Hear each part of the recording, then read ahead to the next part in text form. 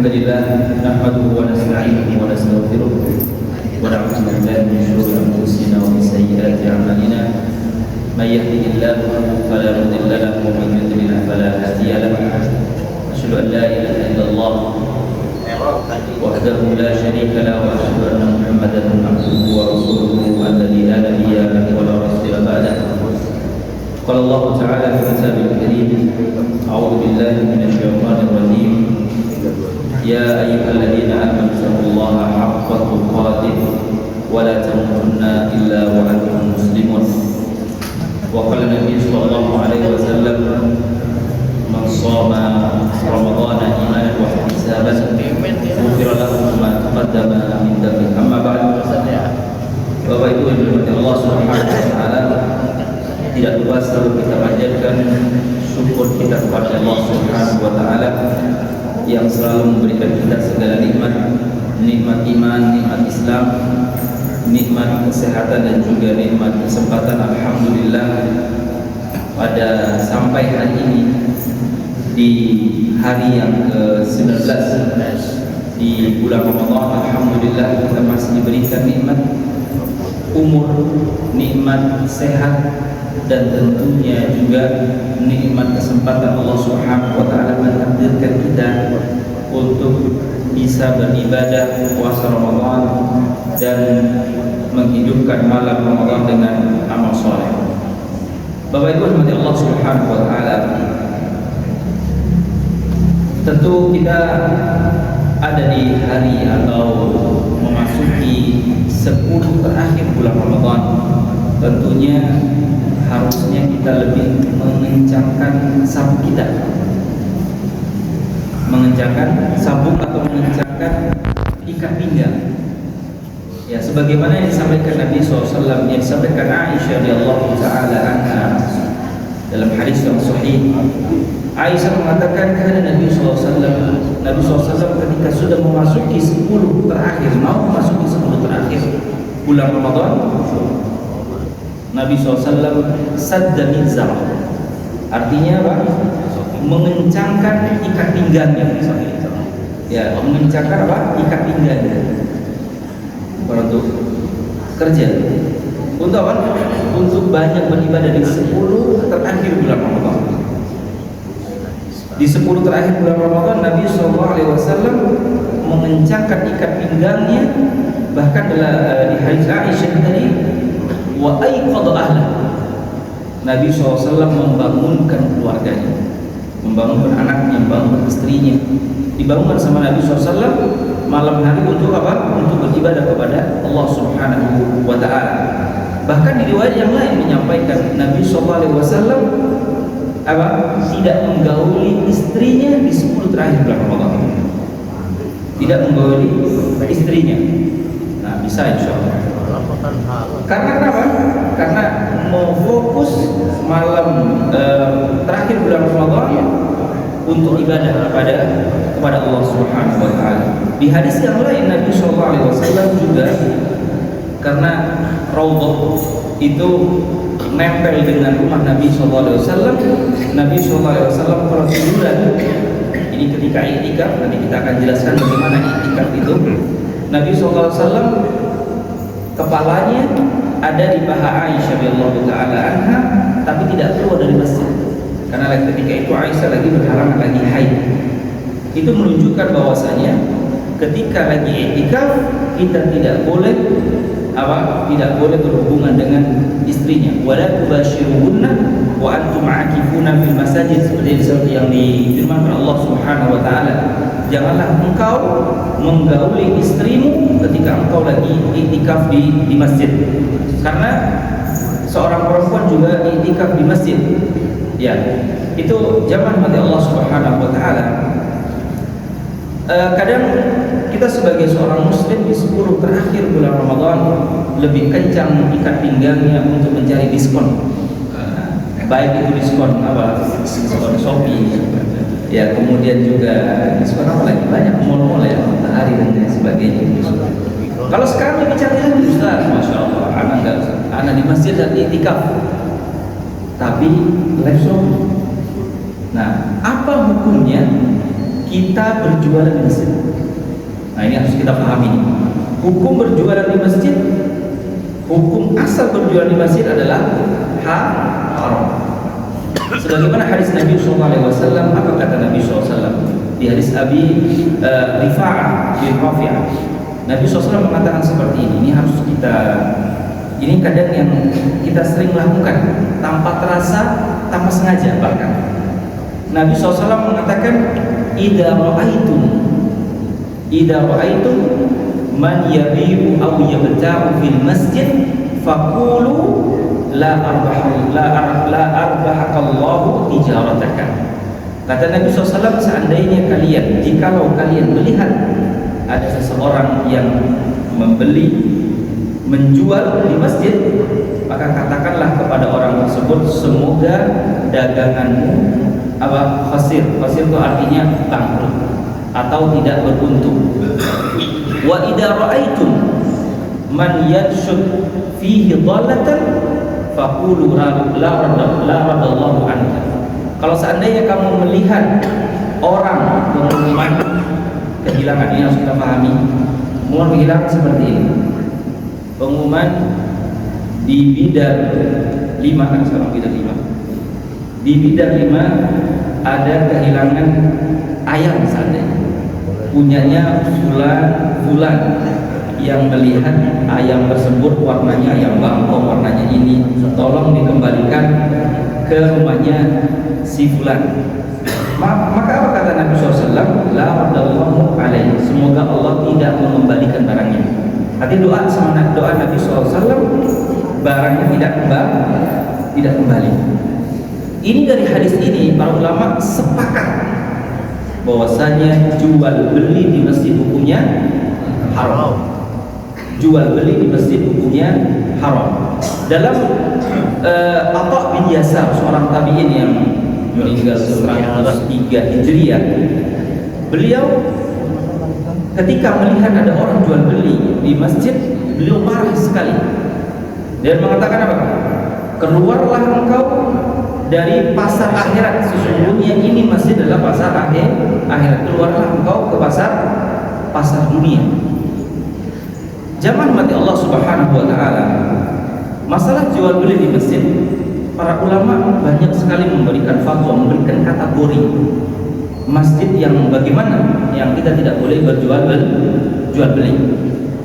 Yang pertama adalah tempat yang dikhususkan untuk sholat, masjid, teras, maka para ulama sepakat hukumnya tidak boleh jual beli di masjid.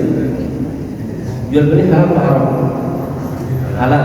Yang halal saja dilarang, apalagi yang haram atau yang makruh. Ya, di masjid. Kemudian kalau ada ruangan yang dikhususkan untuk sholat, maka itu dilarang jual beli di masjid. Lantai 2, walaupun yang sering dipakai lantai 1, halal atau haram jualan di atas? Enggak boleh, haram. Enggak boleh.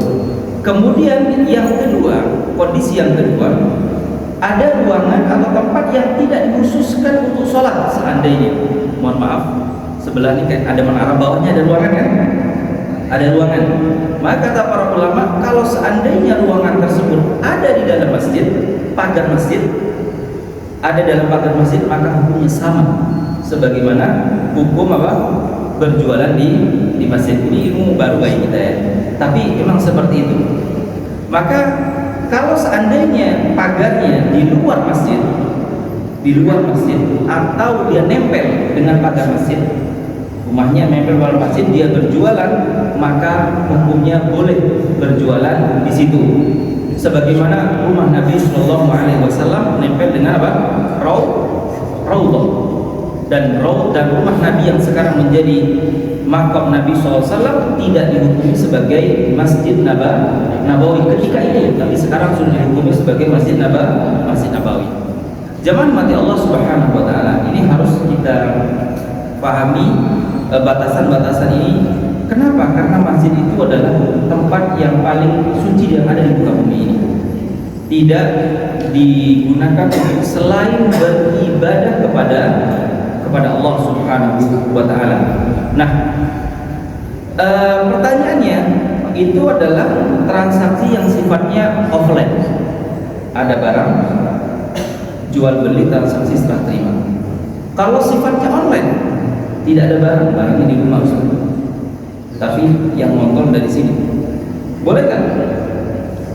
Boleh? Boleh. Ya, hukumnya sama, tidak boleh. Karena dalam hukum fikih mengatakan apa? Al-ibratu fil uqud, ini di ilmu qawaid fikih ya. Al-ibratu fil uqud lil maqasid wal ma'ani la bil alfadhi wal mabani. Kaidah dalam usul fikih, kaidah dalam fikih masalah akad jual beli yaitu di substansinya. Ya, bukan apa? Bukan lafalnya. Bukan cara pengomongan, cara transaksi, ada barang, ada harga, enggak. Tapi substansinya, ada akad di sana. Walaupun rumahnya di barangnya di rumah, ayo kita di mana? COD. Nah, COD apa? Beli motor misalnya. Ketemunya di mana? Di masjid. Udah aja deh. AC lagi tempatnya. Kita di sana aja. COD di sini, lihat motornya di sana, transaksinya di masjid. Maka hukumnya haram. Tapi tidak menjadikan akad jual belinya itu rusak, tidak. Tetap akad jual belinya halal, sah, tetapi berdosa. Ya, tapi berdosa sama seperti orang naik haji atau naik umroh pakai uang korupsi. Hajinya sah apa tidak? Sah hajinya, tapi berdosa. Sama seperti kalau di pelajaran usul fikih, sama seperti orang sholat dengan baju gosok atau baju hasil mencuri. Sholatnya sah apa tidak? Sah, tapi berdosa. Nah, sama seperti itu. Ini yang harus kita pahami, apalagi mau masa itikaf ya. Masa itikaf jangan sampai mengurangi pahala itikafnya, kemudian kita terjerumus kepada hal yang haram, yaitu transaksi jual beli di masjid. Namun apa yang boleh dilakukan di masjid yang sifatnya adalah transaksional? Contoh adalah membayar hutang. Itu boleh di masjid. Ketemu di masjid, mohon maaf, kamu punya utang ke saya belum bayar. Oh iya, kebetulan saya ketemu di masjid, bayar utang di masjid. Itu boleh. Atau membuat jaminan. Ya, buat jaminan. Maksudnya buat jaminan, kemarin saya punya utang sama kamu, saya nggak bisa bayar. Ya udah, motor saya ini kuncinya, motor saya ada di luar, ini kuncinya kamu bawa aja motor saya. Sebagai jaminan, itu boleh. Kemudian akad nikah di masjid, boleh apa tidak? Boleh. Ya, mungkin ada yang mau menikah, udah semua ya, udah gak ada yang bujangan. Udah semua. Ya, insyaallah semuanya sudah. Akad nikah di masjid hukumnya boleh. Sewa menyewa di masjid nggak boleh. Sewa menyewa di masjid, nagih uang kosan seandainya tidak boleh di masjid. Atau apa? Kalau zaman sekarang menggaji karyawan, transfernya di masjid, itu juga karena transaksional. Sifatnya adalah sewa menyewa, sewa jasa.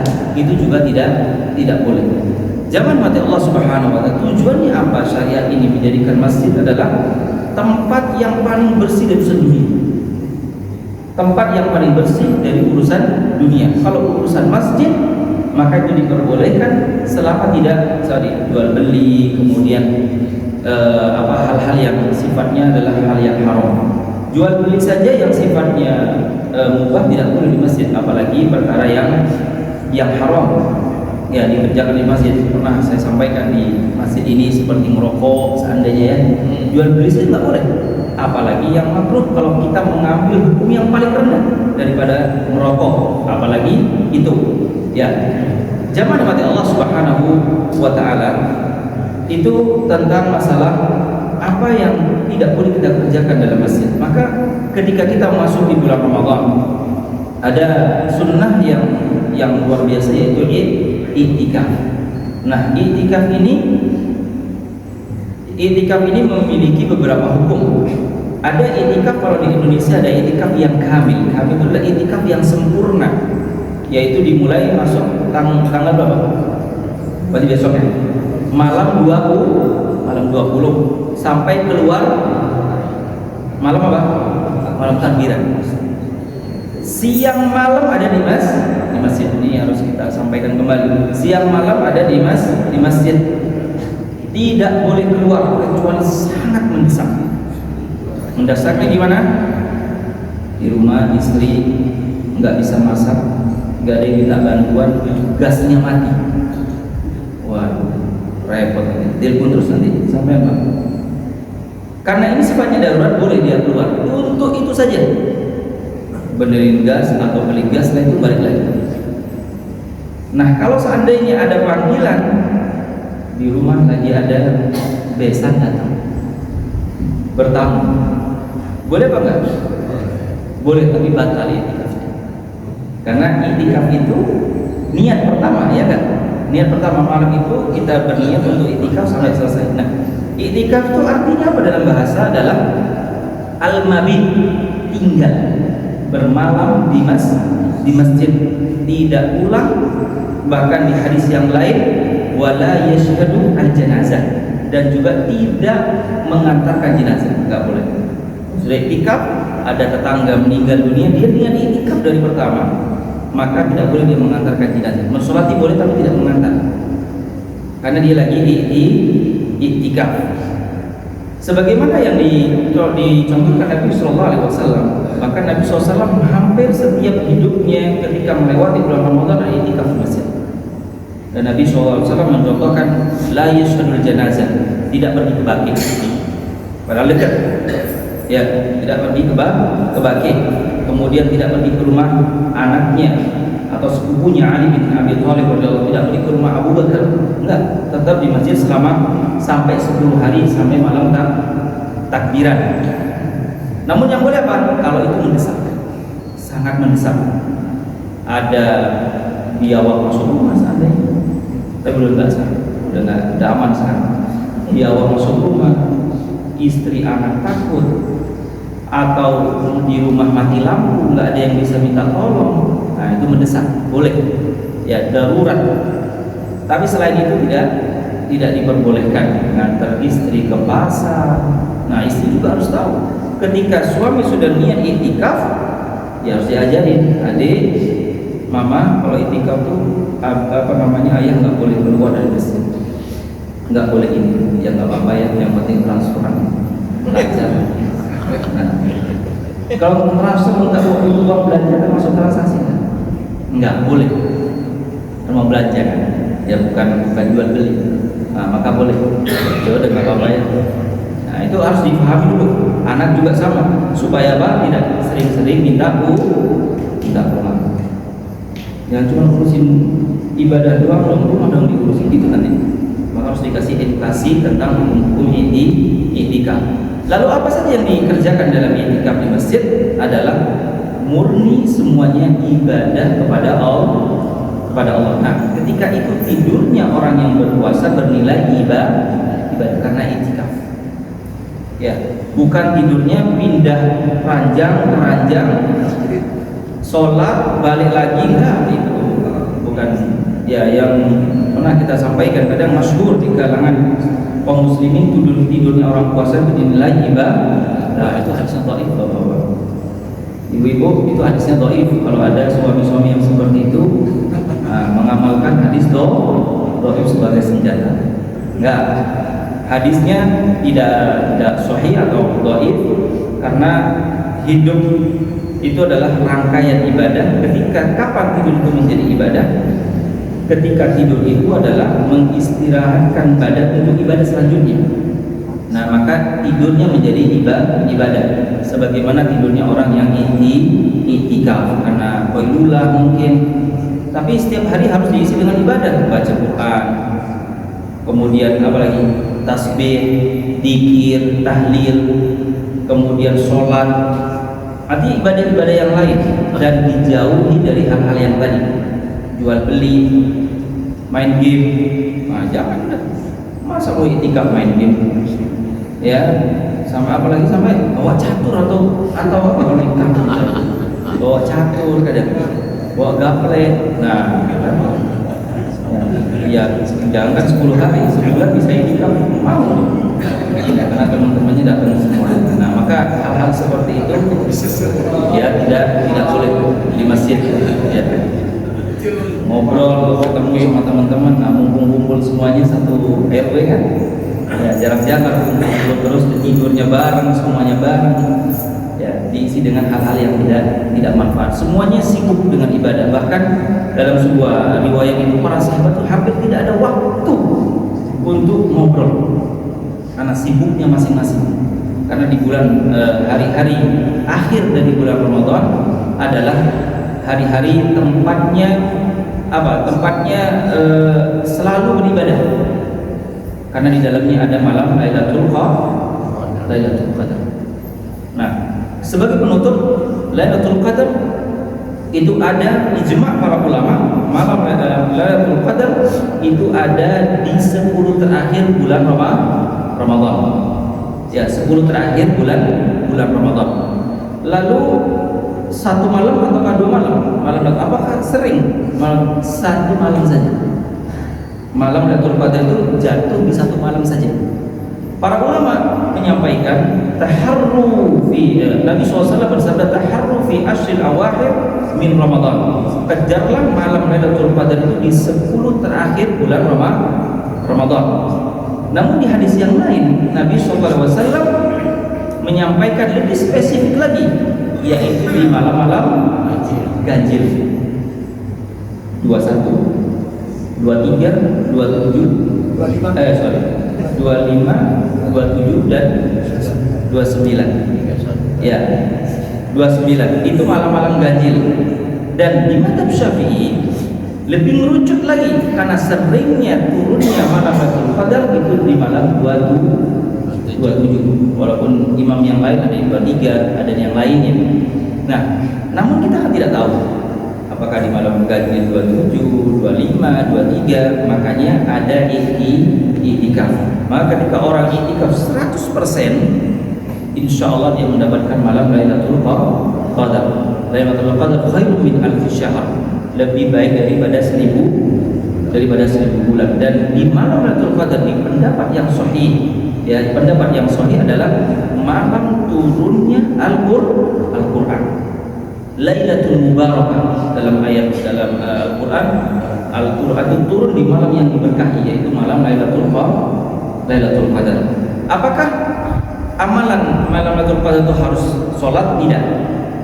Ya, maka ketika malam Lailatul Qadar itu turun, dia dalam keadaan mengaji, baca Quran, maka pahala ngajinya sama seperti pahala selama berapa?